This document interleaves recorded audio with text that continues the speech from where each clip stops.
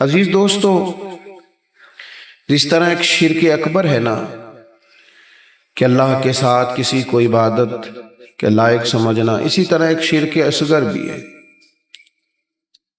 وہ ہے تصنع کرنا، بناوٹ کرنا، ریاکاری کرنا، دکھلاوا کرنا۔ اس کو بھی شرک اصغر کہا گیا۔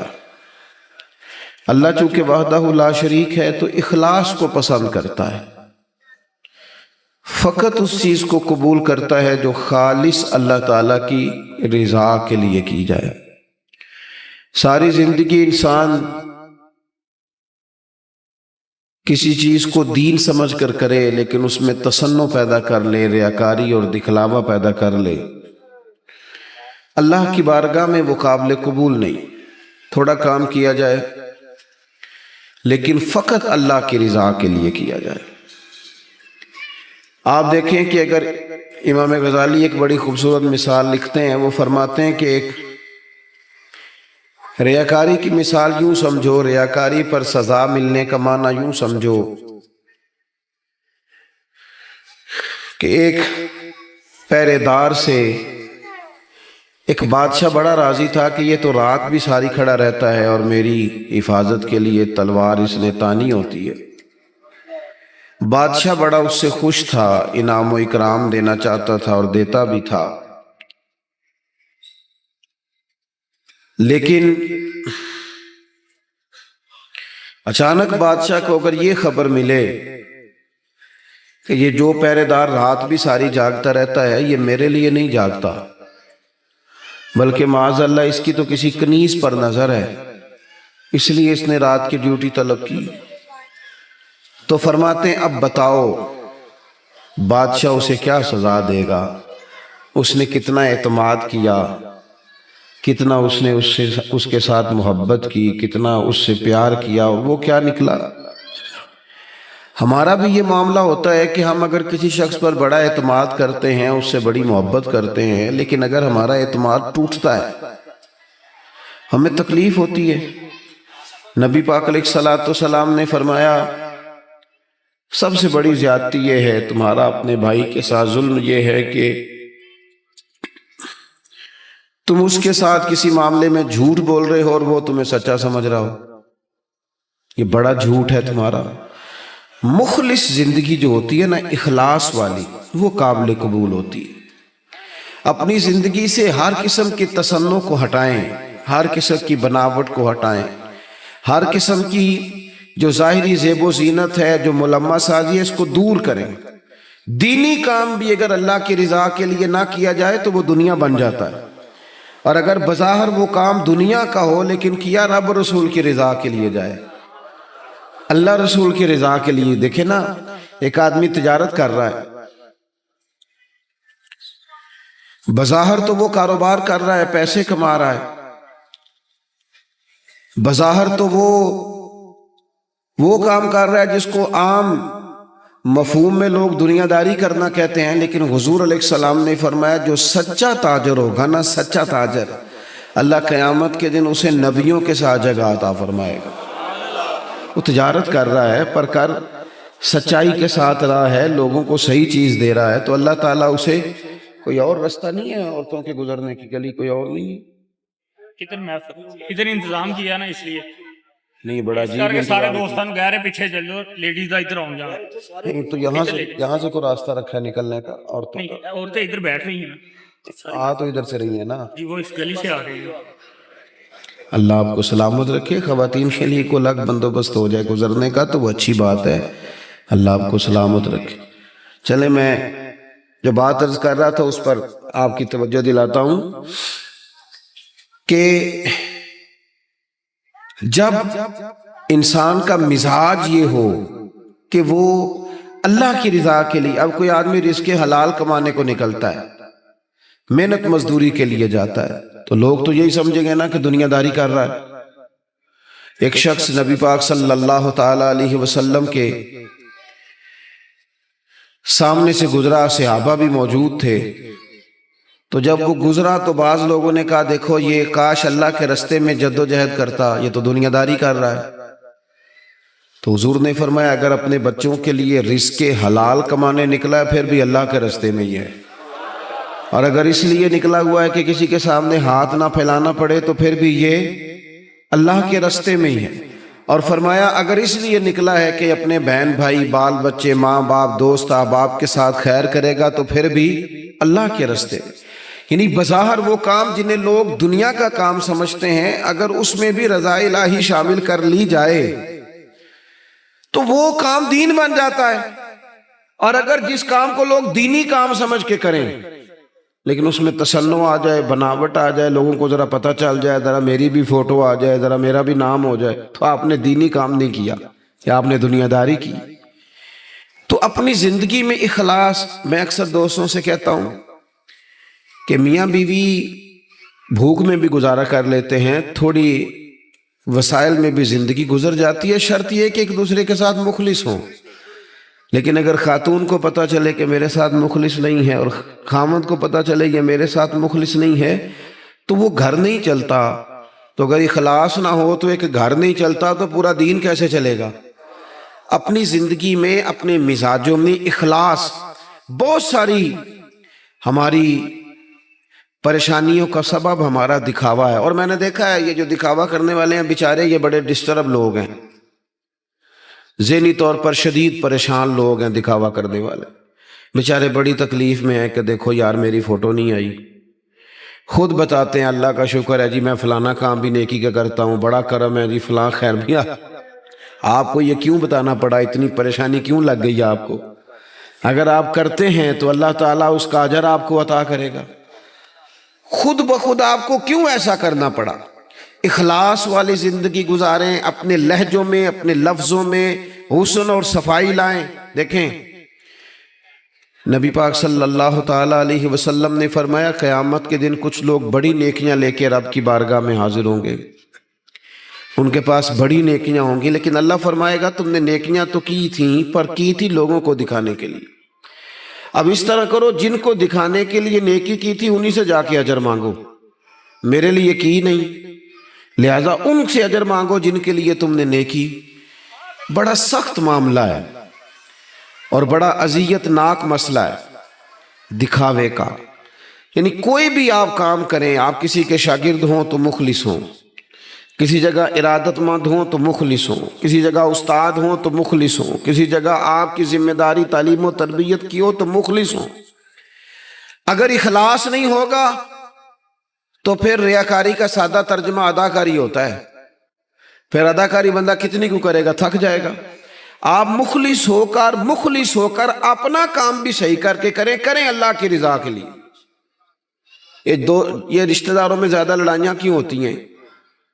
سارا چکر پروٹوکول کا ہے، مجھے آگے نہیں کیا، میرا نام نہیں لیا۔ اگر اخلاص ہو جائے نا یار میں نے اللہ کی رضا کے لیے صلہ رحمی کرنی، تو پھر تو میرے نبی پاک نے فرمایا جو تم سے توڑے اسے جوڑو، جو تمہیں محروم کرے اسے عطا کرو، پھر تو انداز اور ہو جاتا۔ اخلاص جو ہوتا ہے وہ اصل ہوتا ہے، اخلاص جو ہوتا ہے وہ حسن ہوتا ہے، اور نبی پاک علیہ السلام نے فرمایا مخلص ہو جاؤ، خالص ہو جاؤ اللہ کی رضا کے لیے، تمہارا تھوڑا عمل بھی تمہیں کفایت کر جائے گا، تھوڑا عمل بھی تمہارے لیے زیادہ ہو جائے گا۔ مخلص ہو جاؤ، تھوڑا عمل بھی فائدہ دے گا۔ لیکن اگر اخلاص نہیں تو پھر تو انسانی زندگی انتہائی کٹھن ہو جاتی ہے، وقت گزارنا مشکل ہو جاتا ہے۔ مخلص ہے نا جو بندہ تو وہ سادہ بھی ہے، جو مخلص ہے وہ چھپا ہوا بھی ہے، اور حضور نے فرمایا اسے مبارک ہو جسے تھوڑے لوگ جانتے ہیں۔ وہ بندہ ویسے ہی انفرادی ہو جاتا ہے۔ اخلاص اپنی زندگی میں، اپنے معاملات میں، اپنی روٹین میں، اس کو میں نے ایسے لوگوں کو دیکھا جو ٹیچر ہیں کسی ادارے میں، خود پتہ چل جاتا ہے انہیں کہ یار یہ بچہ کمزور ہے، غریب ہے، اس کے ماں باپ زیادہ اخراجات قبول نہیں کر سکتے، اٹھا نہیں سکتے، تو میں نے دیکھا ہے کہ وہ استاد سب اپنی جیب سے اس کا خرچہ دے رہے ہوتے ہیں۔ یہ اخلاص ہے۔ اگر مخلص ہو جائیں، منتظمین، معاونین، تو بہت سارے بچے جو تعلیم سے رہ جاتے ہیں وہ نہ رہیں، وہ پڑھ جائیں۔ ہم اگر مخلص ہو جائیں، اخلاص ہو جائے تو ہم بہت سارے لوگ ایسے ہوتے ہیں جن کو ساتھ لے کے چل سکتے ہیں، ان کے کاروبار سیٹ کرنے میں مددگار ثابت ہو سکتے ہیں، لیکن وہ ہمارا تو خیال ہوتا ہے کہ کہیں ایسا نہ ہو کہ وہ بھی سیٹ ہو جائے تو میرے برابر نہ آ جائے۔ مخلص اگر ہو جائیں تو زندگی میں بڑے سارے لوگوں کا ہاتھ تھامیں گے، بڑے سارے لوگ ہوں گے جن کو لے کے چلیں گے۔ شرط اللہ کی رضا ہے، اللہ کی رضا شرط ہے۔ اگر اللہ تعالیٰ کی رضا، وہ حضرت سعد بن ابی وقاص رضی اللہ تعالیٰ عنہ کہتے ہیں جب ہم قادسیہ کے علاقوں میں جنگ لڑ رہے تھے نا،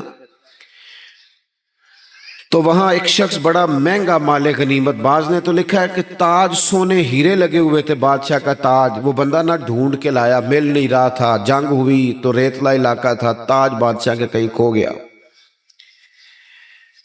تو ایک آدمی سادہ سا فوجی وہ تاج لے کے شام کو سپہ سالار کے خیمے میں داخل ہوا، تو ان سے جب پوچھا گیا، وہ تاج انہوں نے پیش کیا، چہرے پہ کپڑا ڈالا ہوا تھا، تو ان سے پوچھا گیا کہ آپ بڑے امیر آدمی ہیں جو آپ نے بڑی دیانتداری سے یہ تاج واپس کر دیا۔ کہنے لگے نہیں، گزر بسر مشکل سے ہے۔ تو کہا پھر آپ نے اتنا مہنگا تاج ہاتھ آیا تھا واپس کیسے کر دیا؟ کہنے لگے میں نے اپنے رب کو راضی کرنا ہے، دیانتداری اللہ کی رضا کے لیے دکھائی۔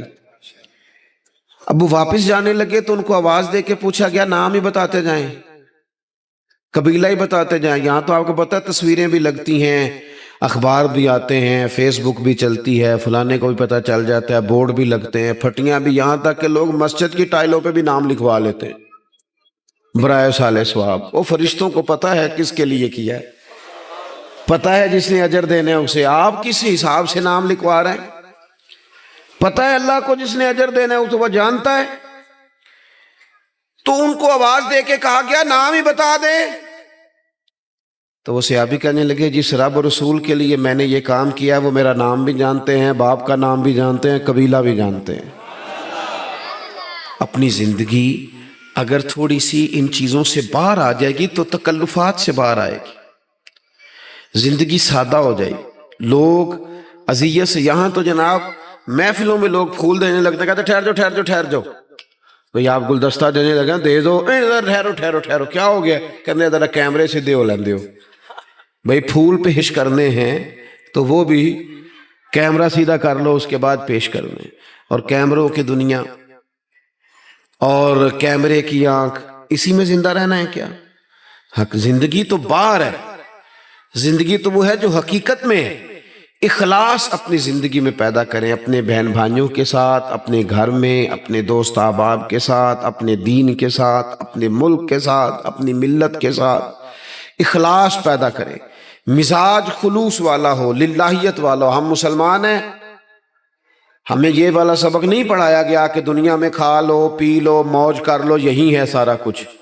ہمیں تو کہا گیا ہے کہ تم یہاں کوئی خیر کرنے آئے ہو، اخلاص کے ساتھ رب کو راضی کرو، واپس لوٹنا ہے، اس کی بارگاہ کی طرف واپس جانا ہے، جزا سزا کا فیصلہ ہوگا۔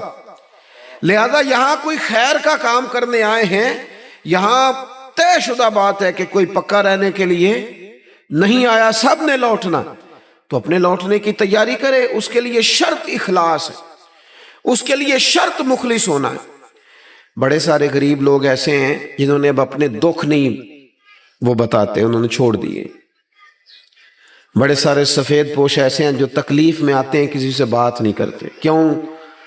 انٹرویو بڑا لمبا دینا پڑتا ہے، کاغذات ہی بڑے دکھانے پڑتے ہیں، پوچھ ہی بہت گہری ہوتی ہے، تفصیلات ہی بڑی دینی پڑتی ہیں۔ حالانکہ رب نے جب ہمیں دیا تھا تو اتنی تفصیلات نہیں جانی تھی، پوچھی تھی، حکم نہیں دیا تھا، وہ تو خیر جانتا ہے سارا کچھ، لیکن اس نے اتنے سوال جواب جو جس ذریعے سے ہمیں دیے وہ ذریعہ اتنے سوال و جوابوں والا نہیں تھا۔ ہم جب لیتے ہیں تو پھر ماحول اور ہوتا ہے، اور جب دینا پڑتا ہے تو حالانکہ وہ کہتا ہے وَمِمَّا رَزَقْنَاهُمْ يُنْفِقُونَ، اس میں سے خرچ کر جو میں نے تجھے دیا ہے، دیا ہی میں نے، اب اس میں سے دے۔ تو ہمارے ہاں جناب بڑی لمبی، اب تو لوگ بتاتے نہیں، کہتے ہیں چپ کرو، عزت نفس کا مسئلہ ہے، اگر بات کریں گے تو بات کھل جائے گی، بات آگے نکل جائے گی۔ لیکن جو دینے والے تھے، جو عطا کر، حضرت عبداللہ ابن عمر رضی اللہ تعالیٰ، ان کا نا ایک غلام زیادہ عبادت کرنے لگ گیا، اللہ اللہ زیادہ کرتا تھا، نفل زیادہ پڑھتا، ذکر اذکار زیادہ کرتا، عبادت زیادہ کرتا، تلاوت زیادہ کرتا، درود پاک زیادہ پڑھتا. تو جناب عبداللہ ابن عمر نے اسے آزاد کر دیا. فرمایا اللہ کی حضور حاضر ہونا چاہتا ہے، ہم کیوں اسے پابند کریں، اسے آزاد کرتے ہیں. اسے آزاد کر دیا. ایک اور غلام نے سوچا کہ یار یہ تو بڑی بات ہے، اس نے بھی اللہ اللہ شروع کر دیا. حضرت عبداللہ ابن عمر نے اسے بھی آزاد کر دیا. اب وہ غلاموں نے کام پکڑ لیا، نفل پڑھتے، آپ اسے آزاد کر دیتے. ایک دن آپ کے بیٹے کہنے لگے بابا جان یہ آپ کو دھوکہ دیتے ہیں، بعد میں پتہ نہیں پانچوں بھی پڑھتے ہیں کہ نہیں. آپ کے سامنے یہ نفل پڑھتے ہیں، بڑے سجدے کرتے ہیں، آپ آزاد کر دیتے ہیں، آزادی کے بعد پتہ نہیں کیا کرتے ہوں گے، دھوکہ دیتے ہیں. حضرت عبداللہ ابن عمر نے بڑی ہی اعلیٰ بات کر دی. رب کے بندوں کی یہی شان ہوتی ہے. فرمانے لگے یہ مجھے رب کے نام پہ دھوکہ دیتے ہیں، میں تیار ہوں دھوکہ کھانے کے لیے.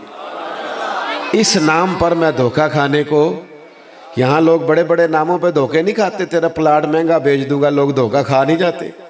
تو جمع کرا تیرے 100 کے 250 ہو جائیں گے، کھاتے نہیں. دولت کے نام پہ تو دھوکے کھاتے ہیں نا. لوگ اقتدار کے نام پر بھی تو دھوکے کھاتے ہیں نا. تو کہا اگر اللہ کا نام لے کر یہ مجھے دھوکہ دینا چاہتے ہیں تو میں دھوکہ کھانے کو تیار ہوں. اخلاص پیدا کریں زندگی کے اندر، للہیت پیدا. آپ اتنے سارے لوگ آئے ہیں، اگر ہم 50-60 لوگ بھی کسی ایک علاقے میں مخلص ہو جائے نا، اور ہمارا ذہن بن جائے کہ ہم نے اخلاص کے ساتھ اس علاقے کی خدمت کرنی ہے، علاقے کے مسائل کو دیکھنا ہے. آپ تو ماشاءاللہ بہت زیادہ ہیں، میں کہہ رہا ہوں 40-50 لوگ بھی ہوں تو وہ گلی سے گزر رہے ہوتے ہیں تو گاڑی جو ہے وہ کسی کھڈے میں لگتا ہے، ٹائر تو اس پہ تبصرہ ہوتا ہے. ساڑھی حکومت کوئی کام نہیں کر دی، ویکو کڈے کھڈے نے. حالانکہ وہ 10 منٹ کا کام ہے، گاڑی سائیڈ پہ کی جائے، ایک دابڑا ایک کئی اسے پکڑا جائے اور کھڈے کو بند کر دیا جائے. اور وہ میں نے تو دیکھا ہے کہ جو 4 کروڑ روپے اپنے گھر پہ لگاتا ہے وہ 10 لاکھ روپے گلی پہ لگانے کو تیار ہی نہیں ہوتا. ساری گلی میں پانی کھڑا ہے. ہم ساری زندگی تبصروں میں وقت گزارتے ہیں، گفتگو میں وقت گزارتے ہیں. ہم نیک نظر آنا چاہتے ہیں، نیک بننا نہیں چاہتے. ہم چاہتے ہیں ہماری شہرت ہو جائے، ہم نیک لوگ ہیں، لیکن نیکی کرنی نہ پڑے. خیر والا کام ہے اسے کر گزرے اور اللہ کی رضا کے لیے کر گزرے. یہ مساجد کے باہر، مدارس کے باہر اکثر علماء کے نام لکھے ہوتے ہیں، بانی اور محتمم، چلو وہی ہوں گے، ہوتا بھی ہے ایسا، لیکن اس بندے کا بھی بڑا کردار ہوتا ہے جو اس میں ڈھیر سارا حصہ ملا جاتا ہے اور ساتھ یہ بھی کہہ جاتا ہے میرا نام نہ لے آ جائے. وہ بھی بڑا مخلص ہوتا ہے، وہ بھی بڑا بانی ہوتا ہے جو کہہ جاتا ہے میرا ذکر کرنا سارا میرے ذمے لگا دیں، آپ لنگر کا خرچہ ساری محفل کا دے دوں گا، میرا نام نہ لینا. اس سے دل ٹھنڈا رہتا ہے، اس سے طبیعت ٹھنڈی رہتی ہے. لیکن اگر فون پہلے ہی چل پڑے میں آ رہا ہوں، میں کیا کر رہا ہوں، اور جناب دیکھنا میں انقلاب برپا کر دوں گا، تو بھئی آپ گرج رہے ہیں، برسنے کی امید ذرا تھوڑی ہے. جو برستے ہیں ان کو گرجنے کی ضرورت، وہ تو کام کر کے گزر جاتے ہیں. بات زیادہ نہیں کرنی، بس میں ختم کرنے لگا ہوں، آپ نے توجہ کرنی ہے. اپنی زندگی جب اخلاص والی ہوتی ہے نا تو مخلص، یہ کیسے ہو سکتا ہے کہ آپ کسی کے ساتھ مخلص نہ ہو اور پھر آپ دعویٰ کریں وہ مخلص ہو جائے؟ یہ کیسے ہو سکتا ہے؟ آپ پہلے مخلص بنے، پھر باقی لوگ بھی آپ کے ساتھ مخلص ہو جائیں گے. ہم چاہتے ہیں ساری دنیا میرے ساتھ مخلص رہے. وہ امام غزالی رحمت اللہ علیہ سے پوچھا ایک شخص نے کہ مخلص دوست نہیں ملتا، تو فرمانے لگے چل تو ہی مخلص ہو جا، تو ہی مخلص ہو جا. ہم یہ چاہتے ہیں میرے ساتھ سارے لوگ سچ بولے اور میں کسی کے ساتھ بھی سچ، تو یہ ہو نہیں نہ سکتا. مجھے ہر دکان سے سودا خالص ملے اور جو میں بیچ رہا ہوں وہ میں خالص، تو بھئی ایسے ہوتا نہیں نا، یہ تو ممکن نہیں نا. تو اپنی زندگی میں اخلاص. امام ابو نعیم کہتے ہیں کہ ایک 100 گھر تھا پورا مدینہ شریف میں، تھوڑی سی آبادی ہوتی تھی، 100 گھر تھا جس میں 2 وقت کھانا بھی ملتا تھا، کپڑے بھی بچوں کے، دیگر اخراجات بھی. 100 گھر کو، اور سالوں ملتا رہا پر پتہ نہیں تھا کون دے جاتا ہے. سالوں وہ کھانا پانی بچوں کے خرچے آتے رہے پر پتہ نہیں تھا دے کے کون جاتا ہے. پھر اچانک ایک دن ایسا آیا کہ وہ کھانا بھی آنا بند ہوا، وہ ساری چیزیں بند ہوئیں، لوگ پریشان ہوئے، ڈسٹرب ہوئے، تکلیف بڑھی. ایک دوسرے سے پوچھنے لگے تیرے گھر بھی نہیں آ رہا؟ اس نے کہا نہیں آ رہا. تیرے گھر 100 تو گھر تھا. پھر کہا پتہ کرو کب سے نہیں آ رہا. تو پتہ چلا 18 محرم سے میرے گھر نہیں آیا لنگر. 18 گھر سے وہ کہنے لگا 18 محرم سے میرے گھر بھی نہیں آیا. وہ جب غریبوں نے تاریخیں ملائیں 100 گھروں نے تو 18 محرم سے ہی لنگر بند ہوا. پتہ کرو 18 محرم کو کیا ہوا؟ تو پتہ چلا 18 محرم کو امام زین العابدین کا انتقال ہوا. 18 محرم کو امام صاحب کا وصال ہوا. وہ 100 گھروں میں کھانا پہنچاتے تھے، خرچہ اٹھاتے تھے، چہرے پہ کپڑا پہن کے رکھتے تھے. کوئی پوچھتا آپ کون ہے تو ناراض ہو جاتے تھے.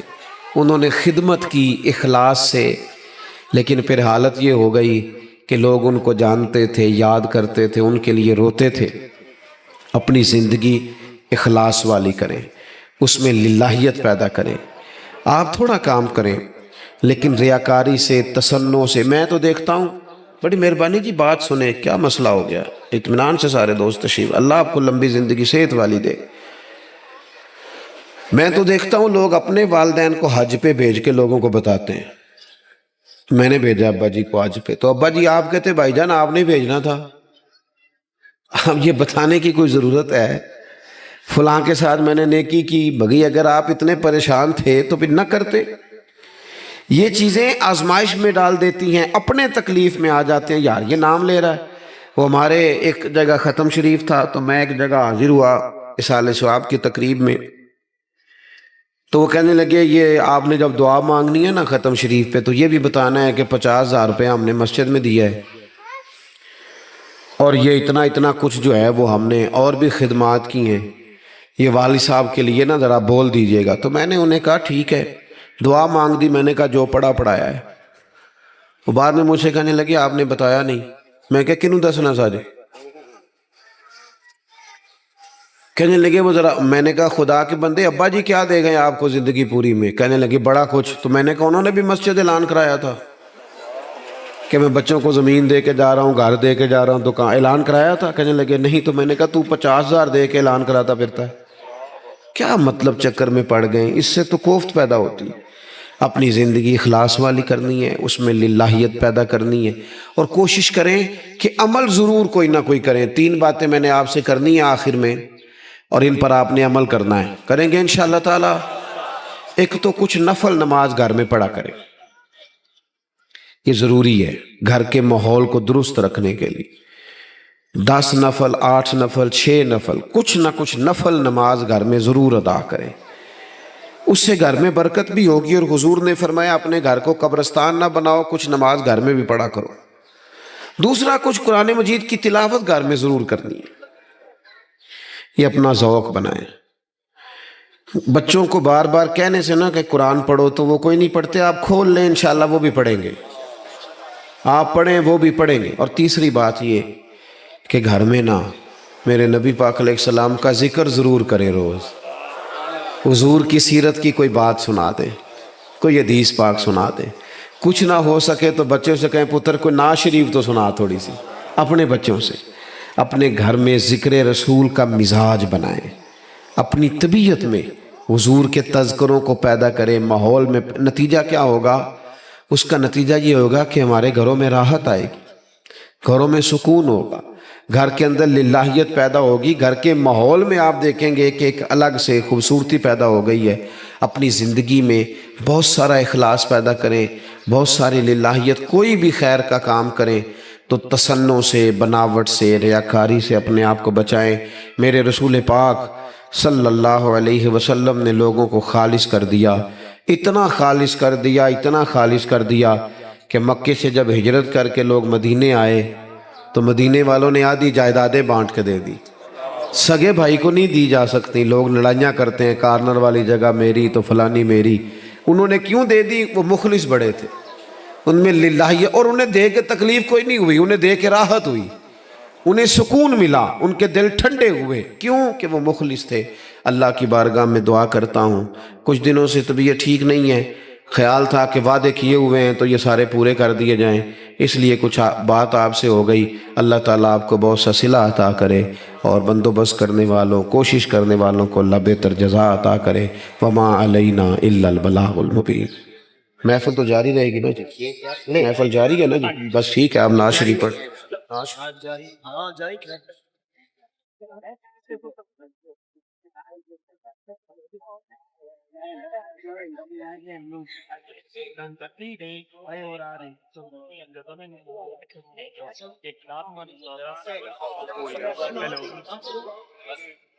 الصلاۃ والسلام علیکہ یا رسول اللہ. سب اب آپ سے گزارش ہے کہ حضرت صاحب نے آگے جانا ہے, تمام اب آپ رک جائیں. زیارت آپ نے کر لی ہے, اللہ آپ کو جزائے خیر عطا فرمائے. ابھی ایک مختصر نعت ہوگی, اس کے بعد تمام اب آپ کو لنگر بھی پیش کیا جائے گا.